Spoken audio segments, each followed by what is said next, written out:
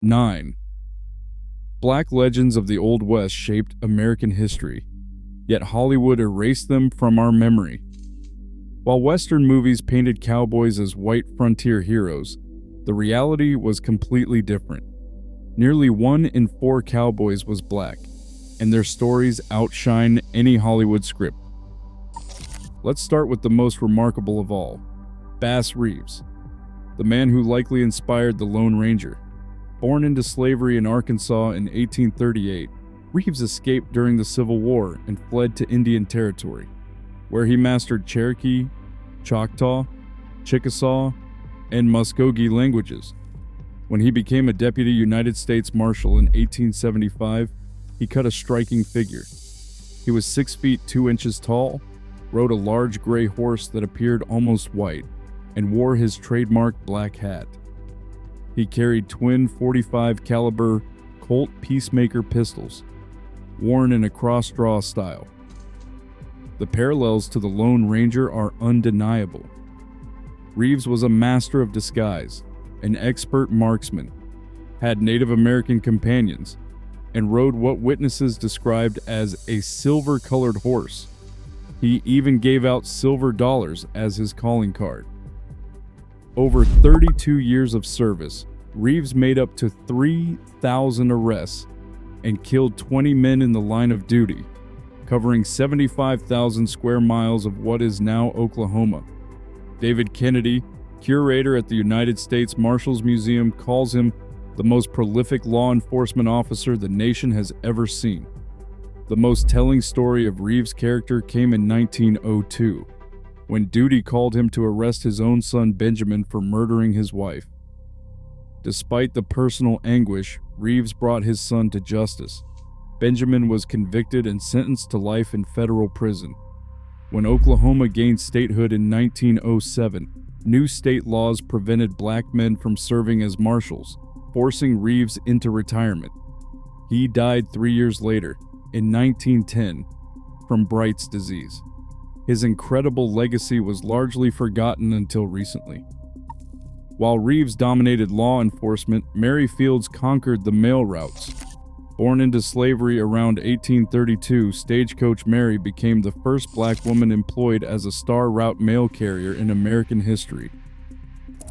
At 6 feet tall and 200 pounds, Fields was as tough as the Montana wilderness she traveled.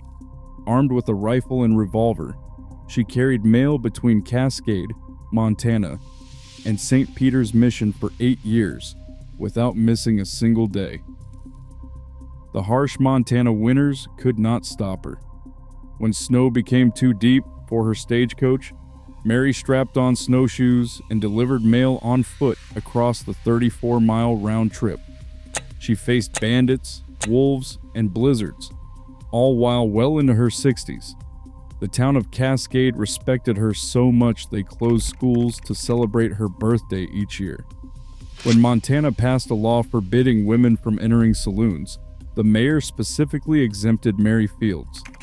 Actor Gary Cooper, who met her as a child, captured her spirit perfectly when he said she lived to become one of the freest souls ever to draw breath, or to draw a .38. Then there is Nat Love, who earned the nickname Deadwood Dick during a 4th of July rodeo in 1876.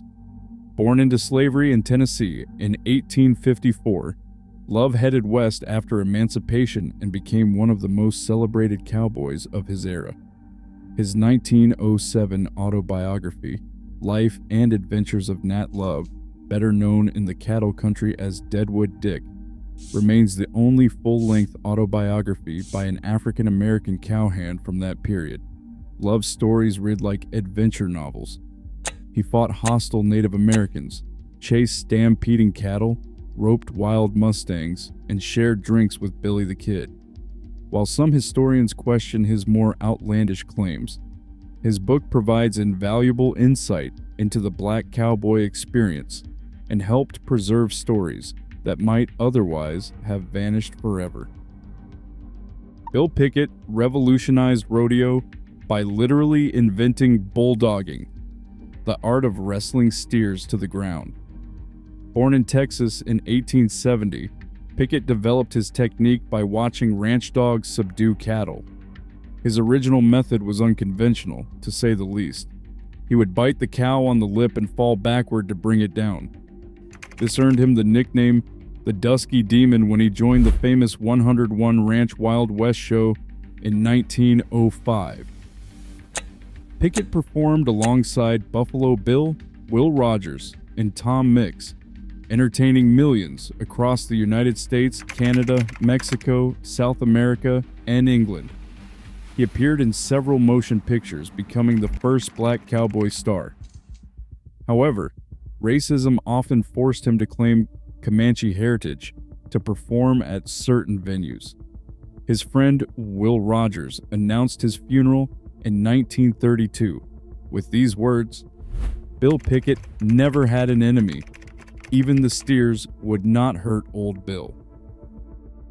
Bo's Icard story inspired the beloved character Joshua Dietz in Larry McMurtry's novel Lonesome Dove.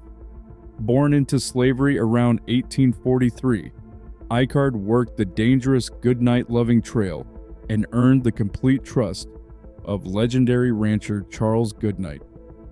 Goodnight said, "I have trusted him farther than any living man. He was my detective, banker, and everything else in Colorado, New Mexico, and the other wild country I was in." The banker role was particularly significant. When Goodnight and Icard rode back to Texas to buy more cattle, it was Icard who carried the gold, because trail brigands would not expect a black man to be holding large sums of money. Goodnight honored his lifelong friend with an epitaph that reads, "Bo's Icard served with me 4 years on the Goodnight-loving trail, never shirked a duty or disobeyed an order, rode with me in many stampedes, participated in 3 engagements with Comanches, splendid behavior." The story of Isom Dart shows the complex nature of frontier justice. Born in Arkansas around 1858, Dart became an outlaw in Wyoming Territory, earning aliases such as Black Fox and Calico Cowboy. Despite his reputation, those who knew him described an exceptional horseman able to outride any of them, and once grabbed a runaway steer's tail from his galloping horse to flip it off its feet. His friend Joe Davenport called him unexcelled as an all-around cowman. Dart's story ended violently in 1900 when stock detective Tom Horn, hired at $500 for every cattle thief killed, shot him dead outside his cabin. The irony was not lost on many. A man who had survived slavery and frontier violence fell victim to corporate interests protecting cattle. Barren profits. The Buffalo Soldiers represent the most overlooked heroes of the Old West. These 4 regiments, the 9th and 10th Cavalry, and the 24th and 25th Infantry, comprised about 20% of all U.S. cavalry troops during the Indian Wars. They participated in at least 177 conflicts and earned 17 Medals of Honor for valor in combat. These soldiers had the Army's lowest desertion and court-martial rates, a remarkable achievement considering nearly a third of white enlistees deserted during this period. They participated in high-profile operations, including the capture of Billy the Kid and Apache Chief Geronimo, and several troops served as early park rangers at Yosemite and Sequoia National Parks. John Ware brought black cowboy excellence to Canada. Arriving in Alberta in 1882 on a cattle drive from the United States, Ware became one of the province's first successful ranchers. Stories of his abilities became legendary. He could stop a steer head-on, wrestle it to the ground, and walk across the backs of an entire herd. He never lost a bronc riding contest, and he pioneered steer wrestling techniques that became highlights of the Calgary Stampede. Tragically, despite being a master horseman, Ware died in 1905 when his horse tripped in a badger hole and crushed him in the fall. His funeral was reportedly one of the largest ever held in early Calgary. testament to the respect he had earned from the community. Finally, there's Charlie Willis, who represents the countless unnamed black cowboys whose contributions echoed through American culture. Willis was known for his singing on the Wyoming Trail, and he is credited with creating "Goodbye Old Paint," one of the most famous cowboy songs in American history. These 9 legends reveal a fundamental truth about the American West. It was built by diverse hands, with black cowboys, soldiers, and pioneers playing crucial roles in taming the frontier. Yet for over a century, Hollywood and popular culture erased their stories, replacing complex reality with simplified mythology. Today, thanks to historians like Art T. Burton and renewed interest in authentic Western history, these remarkable individuals are finally getting their recognition.